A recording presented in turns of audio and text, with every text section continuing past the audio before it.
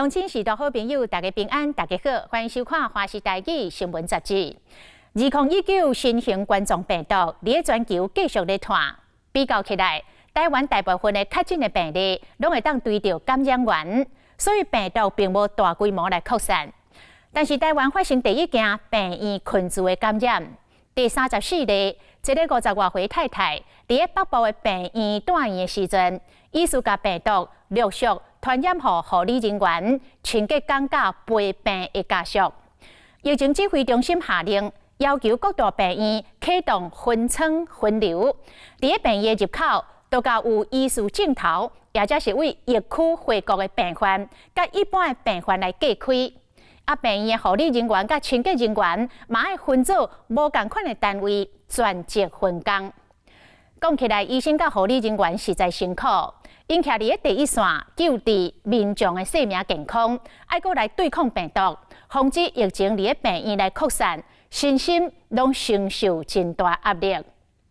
就有这个护理人员讲出着心内话，因讲因是真担心，就惊有一天会伫无意中，甲病毒早转去厝，传染予至亲家属。尽管是安尼，因也是真坚强，也是坚持守护全民的健康。发烧，然后388。急诊室外面大布棚设置发烧台检站，病患仔先经过第一关，清凉体温、填写旅游史、接触史，才会当进入院内。那个点上目前有一个发烧的病人入岛的，不确定有没有出国，所以我要让他挂号进隔离室哦。新冠肺炎疫情危险，病院严格把关，莫让病毒进入，采取分流做减伤分类。就伫采访过程中，有来一名突发的个案，病患有发烧、呼吸道无爽快症状，阁有中港澳旅游史，敏感时期唔敢待医。规个发烧台检站气温变甲真紧张，提高警戒。团上人员马上请隔离衣全副武装，大动作进行消毒，无放过任何角落。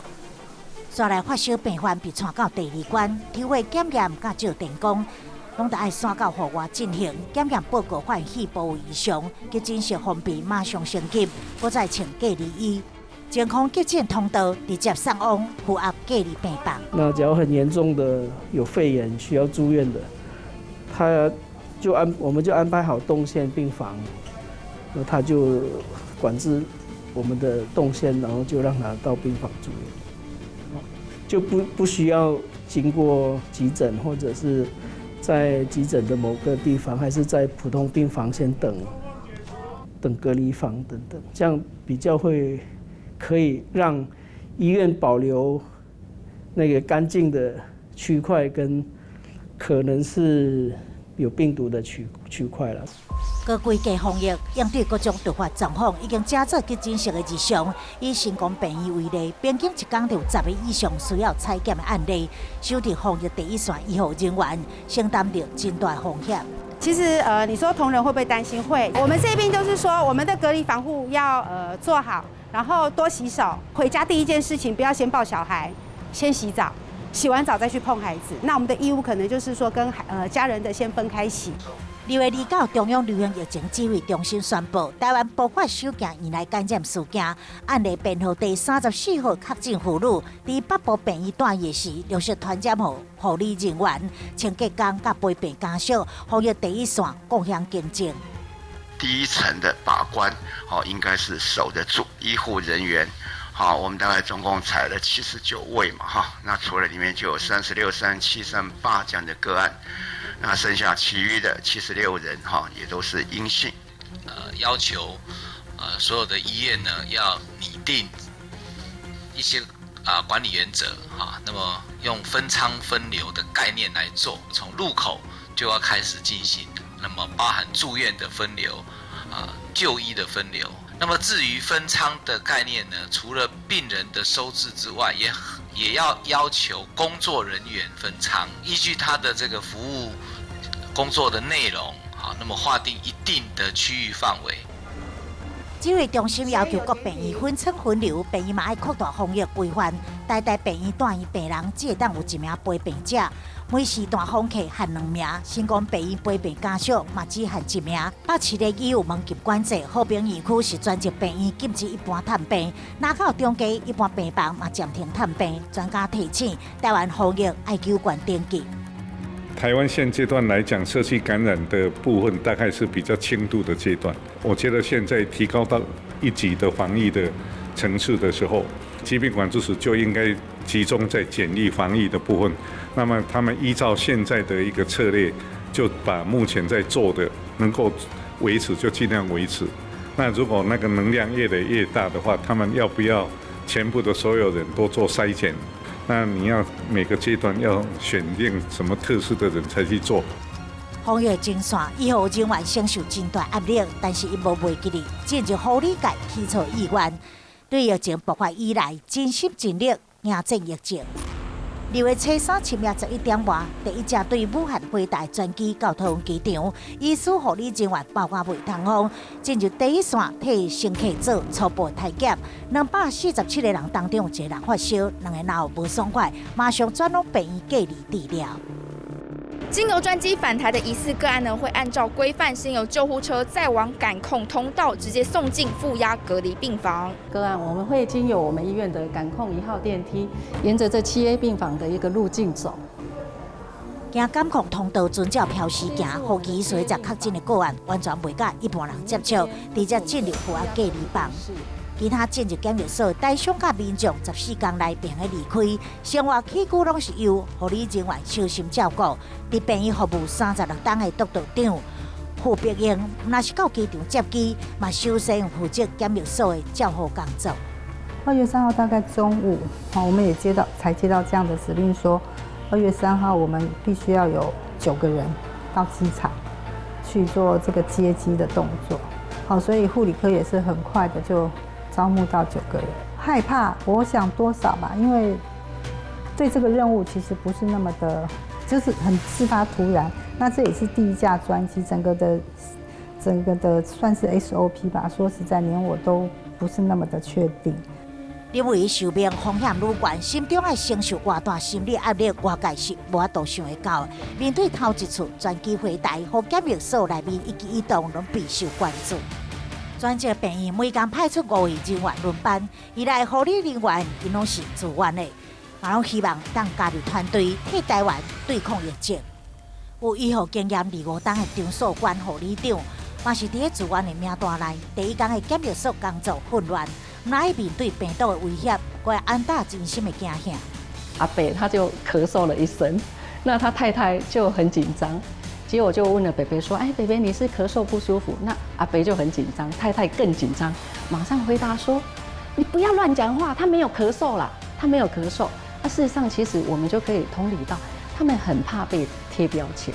可是当下我们就告诉他说：“啊，阿姨还有北北，你都不用太紧张。如果你们有不舒服，记得打我们的专线下来告诉我们。”过一道墙一世门，医护人员和检疫者上大温暖。虽然已经真有经验，但是因心中犹原存有疑虑。事实上，很多的疾病反而是在于是说，我们对它的一些传染途径不是很了解。但是呢，在实际接触以后，我反而比较害怕的是，我事后自己的一个清洁啊准备没有够好的话，反而回家会让家人很担心。像先生他就很担心，回去都不敢跟我睡。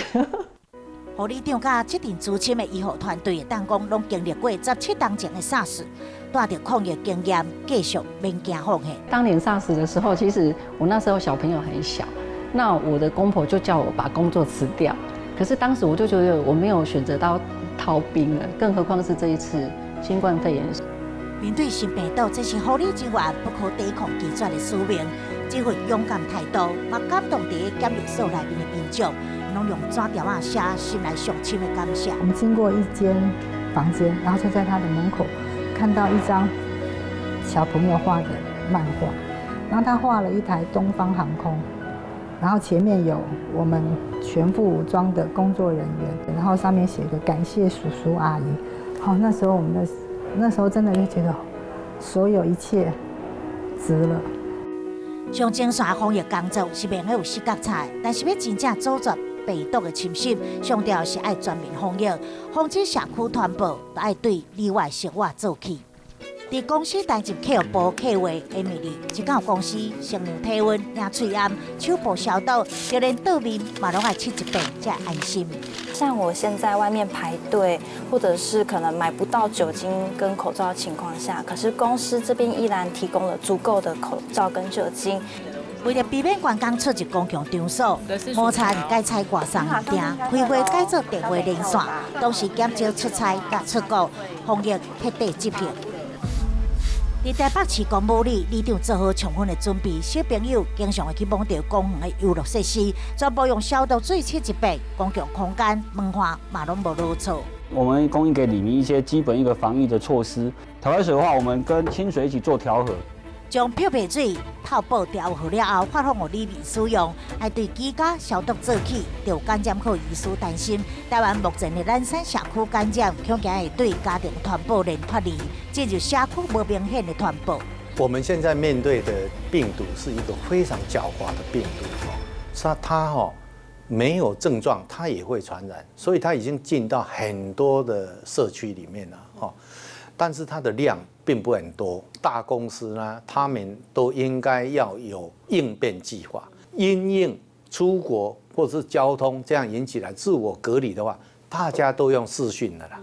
如果大家认为我的活动或我的组织的它的行为会有短距离接触的这样的一个可能性，大型活动尽量减低到，比如说减低到30人以下。很多的这个这个组织他们其实都已经做了发烧筛检，在每一个路口里面。然后呢，我们可以看到他们对于所使用过的民众使用过的这些器材也好，都有做消毒的。这就是台湾今天为什么有别于其他国家在整体个人防护上面所做的这样的一个防护。伫严重疫情冲击下，里外拢无法度置身事外，防止疫情扩大，爱靠全民共同努力。